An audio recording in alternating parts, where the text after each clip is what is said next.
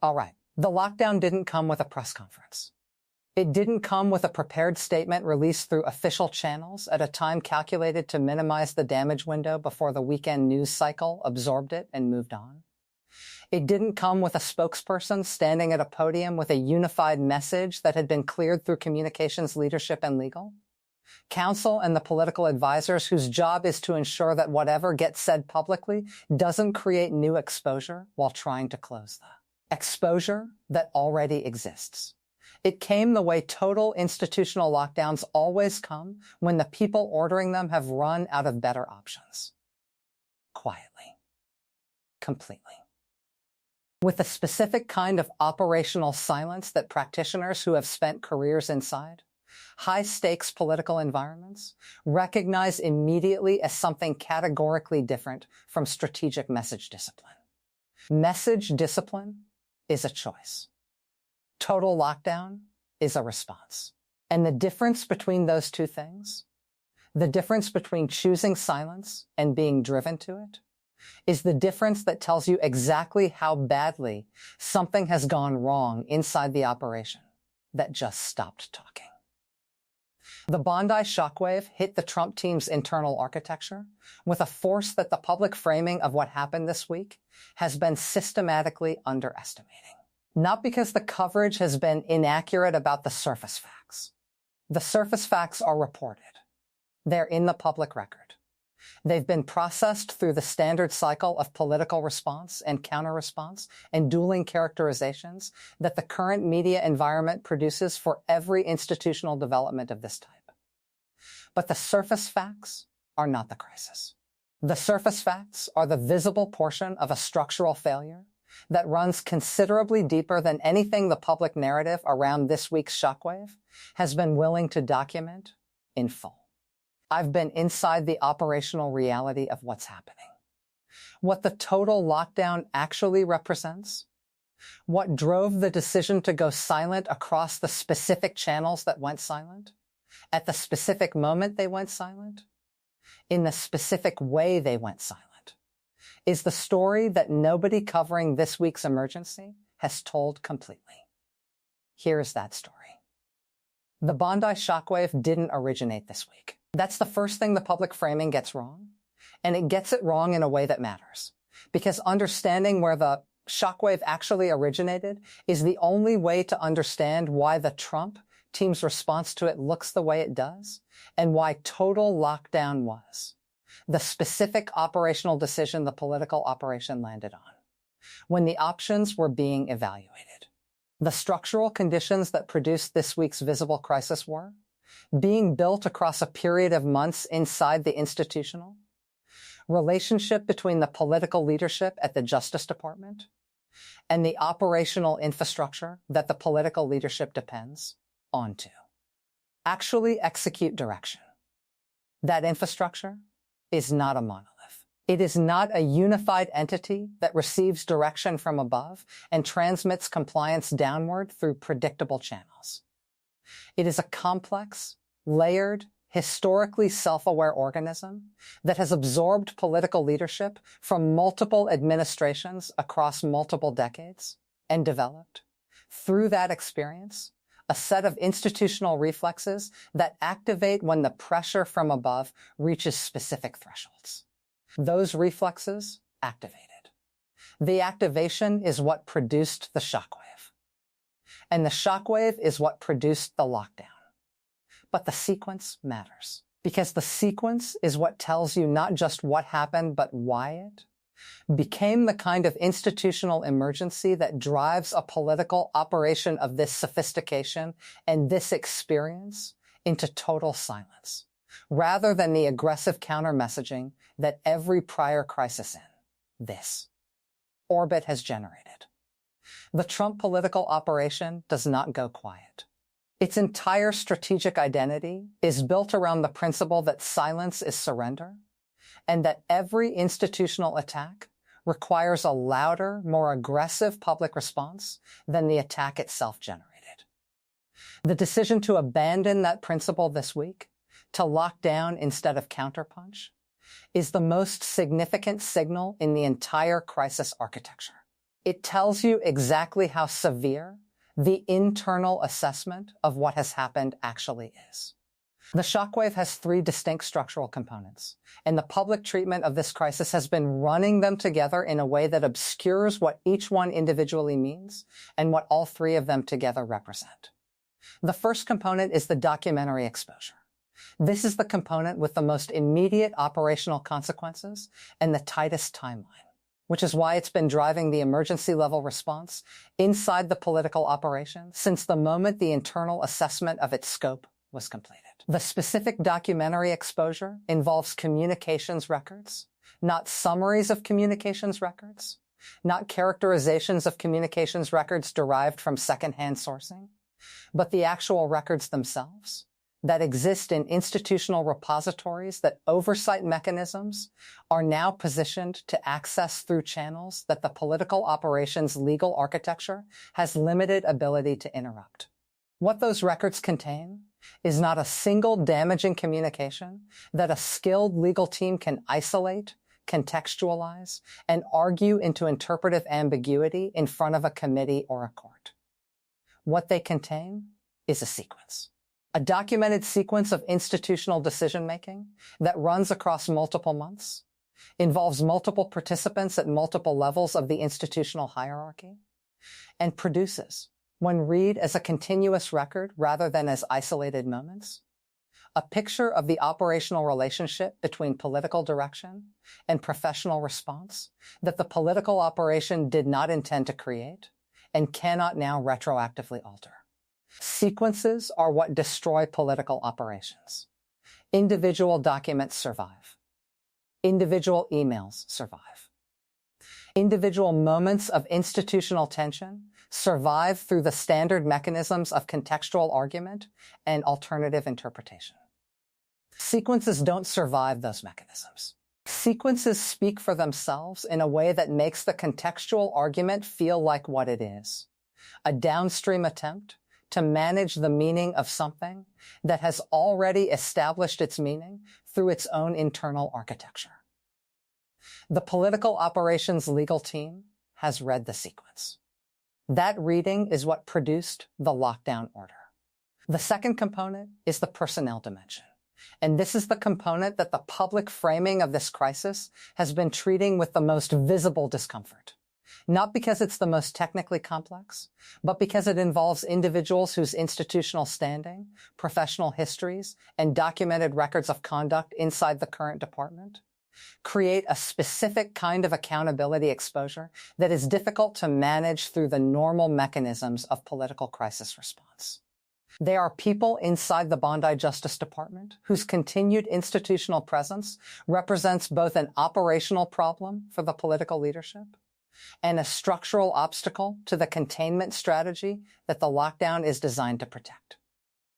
Their presence is an operational problem because the direction of the documentary exposure makes their institutional access a continuing source of the records that the oversight mechanisms are building toward. Their presence is a structural obstacle to containment because the legal and institutional protections that govern their employment status constrain what the political operation can actually do about them on a timeline that addresses the crisis rather than extending it. The federal civil service protections that apply to career officials at the levels involved here are not abstract legal technicalities that a sufficiently determined political operation can work around through creative interpretation of executive authority.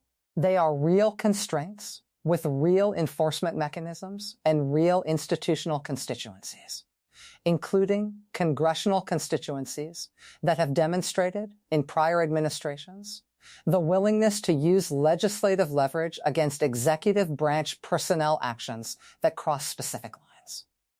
The political operation knows this. The lockdown is partly a response to the recognition that the personnel options that would most directly address the documentary exposure are options that the institutional and legal architecture makes unavailable on any timeline that solves the crisis rather than generating a new layer of it. That recognition, the recognition that the most direct solutions are foreclosed, is one of the specific things that drives a sophisticated political operation into total silence. When the toolbox doesn't contain the right tools for the problem in front of you, the professional response is not to reach for the wrong tools publicly. It is to stop reaching publicly and figure out what tools actually exist. The third component is the one that the coverage of this crisis has been circling without landing on directly. It concerns the external accountability architecture, the specific configuration of oversight mechanisms, investigative trajectories, and institutional interest in the Bondi Justice Department's operational conduct that has been assembling itself over the past several months in ways that the political operation tracked as manageable until the shockwave revealed that the tracking had been calibrated wrong. 3 separate oversight tracks were running simultaneously when the shockwave hit. A Senate committee inquiry with jurisdiction over Justice Department operations, and a specific focus on the institutional relationship between political appointees and career professionals. A House committee investigation with a different jurisdictional emphasis but overlapping documentary interests, operating on a separate calendar, but building toward document requests that cover significant portions of the same evidentiary territory. And an inspector general inquiry that was opened quietly enough that the political operations awareness of its specific scope and trajectory was incomplete when the assessment of this week's crisis required that scope and trajectory to be accurately understood.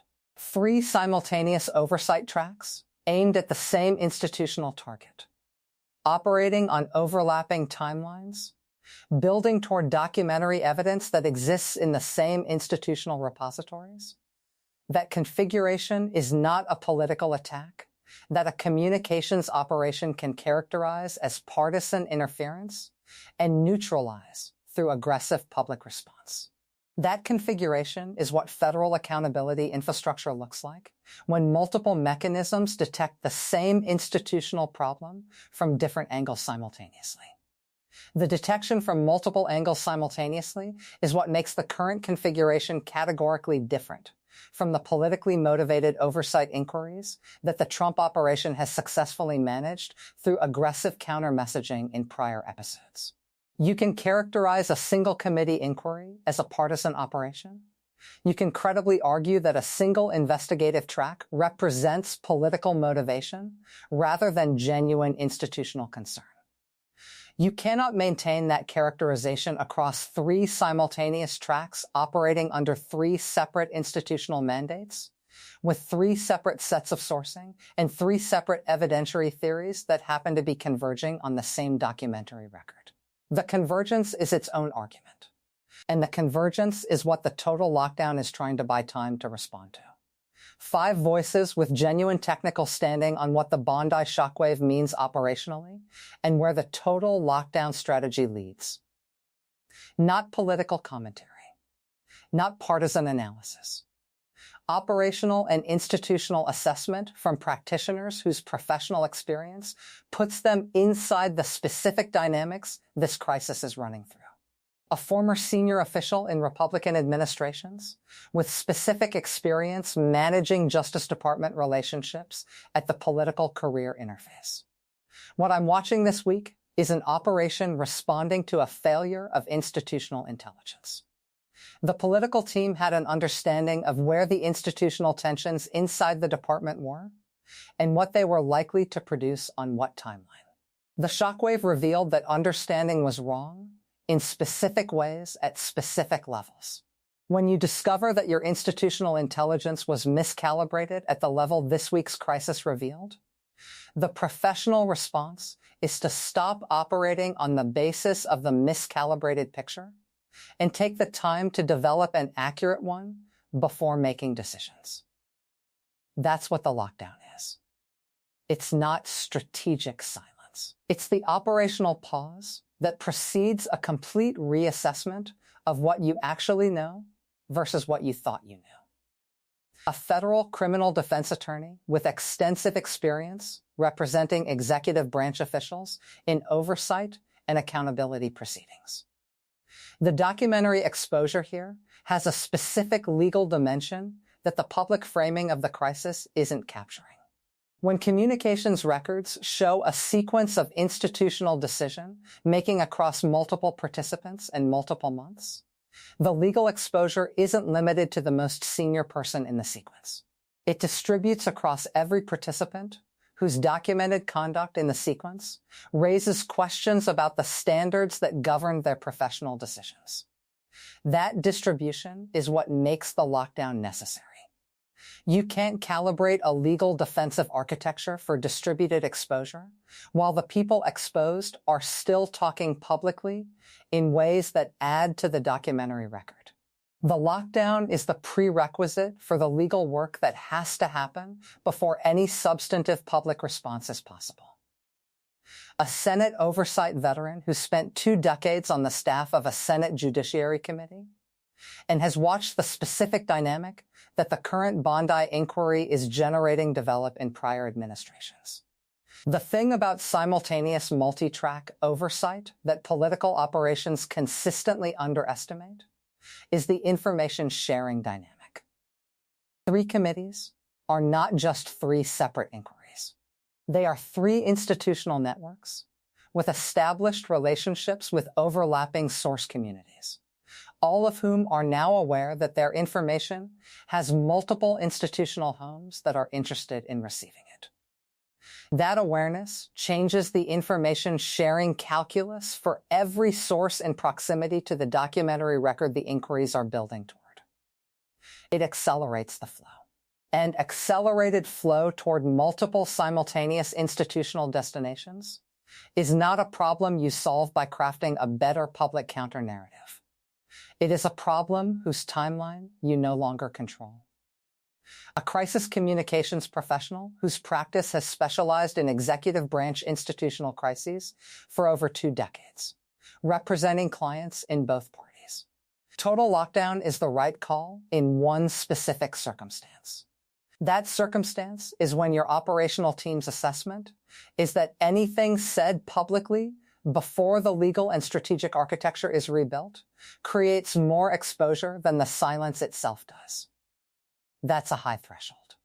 Getting to that threshold means the internal assessment of the documentary record and the oversight trajectory has produced a conclusion serious enough that the standard political instinct, respond aggressively, control the narrative, never concede through silence, has been overridden by the legal team's judgment about where aggressive public response leads.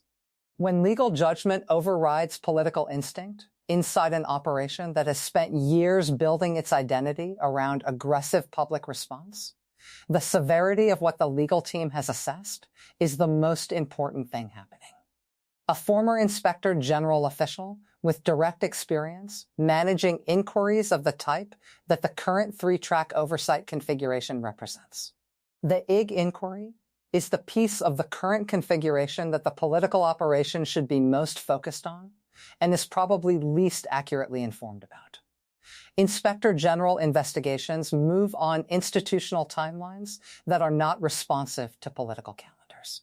They don't accelerate because a political operation is under pressure, and they don't decelerate because a political operation has successfully managed the public framing of the crisis they're investigating. They run at the pace the evidence produces. And the evidence in a properly structured IG inquiry into the institutional conduct of a Justice Department political leadership team is evidence that the institution itself generates and maintains independently of anything the political operation does to manage its external environment.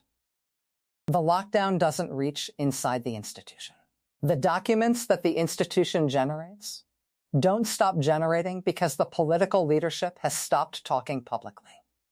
Here is precisely where the total lockdown strategy stands and what it can and cannot accomplish in the window the Trump operation is now operating inside. The lockdown can accomplish 3 specific things. It can prevent the documentary record from expanding through additional public statements that create new evidentiary exposure. It can create the protected space that the legal and strategic reassessment requires before a defensive architecture can be constructed that addresses the actual documentary exposure rather than the public characterization of it. And it can signal to the specific institutional audiences whose cooperation or non-cooperation the next phase of the crisis depends on, that the political operation is treating the situation with the seriousness it merits rather than the aggressive dismissiveness that prior crisis. Responses deployed. What the lockdown cannot accomplish is considerably more consequential than what it can. It cannot reach the documentary record that already exists in the institutional repositories that oversight mechanisms are positioned to access. It cannot alter the sequence that the communications records document across the months of institutional decision-making that the shockwave exposed. It cannot interrupt the 3 simultaneous oversight timelines that are now operating on calendars controlled by 3 separate institutional mandates. It cannot address the personnel dimension through silence in a way that produces different outcomes than the direct approaches the institutional architecture has foreclosed. And it cannot persuade the career officials whose documented professional disagreements represent the most significant nodes of institutional exposure to withdraw from the position their professional obligations require them to occupy. The silence is buying time. Time is what the legal team needs to build what comes next. And what comes next? The legal architecture, the strategic positioning, the documentary defense framework that the lockdown is designed to protect, the space for, determines whether the Bondi Shockwave becomes a contained institutional crisis that the operation survives with, manageable damage, or becomes the documented beginning of an accountability sequence that the records of this week's emergency will describe as the moment when the path narrowed to the point where the available options stopped, including good ones. The shockwave is still moving through the institutional architecture it hit. The oversight mechanisms are still running on the timelines that the political operation doesn't control. The documentary record that produced the lockdown order is still sitting in the institutional repositories that 3 separate inquiry tracks are building toward. The career officials whose professional standing and institutional access represent the structural foundation of the accountability exposure are still in their positions, still generating the institutional record that the oversight mechanisms will eventually reach, still occupying the professional roles that put them in proximity to the documentary evidence, whose existence drove the emergency assessment that produced the silence. None of that changes because the lockdown is holding.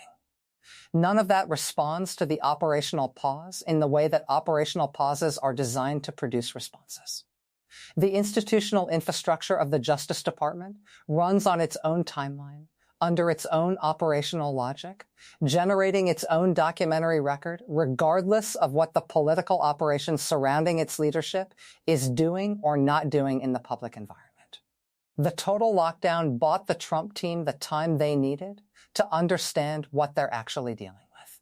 Whether the time is used to build something that addresses what they're actually dealing with, rather than something that addresses the public characterization of what they're dealing with, is the strategic decision that will define the next chapter of a crisis that this week's. Shockwave didn't end. It deepened. The documents are still there. The oversight mechanisms are still running. The sequence is still in the record. Stay in this. Subscribe. Notifications on.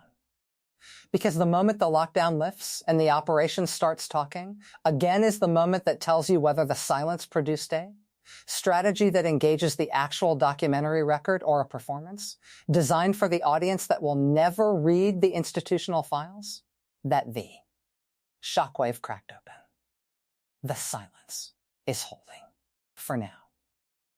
I'll be here when it breaks.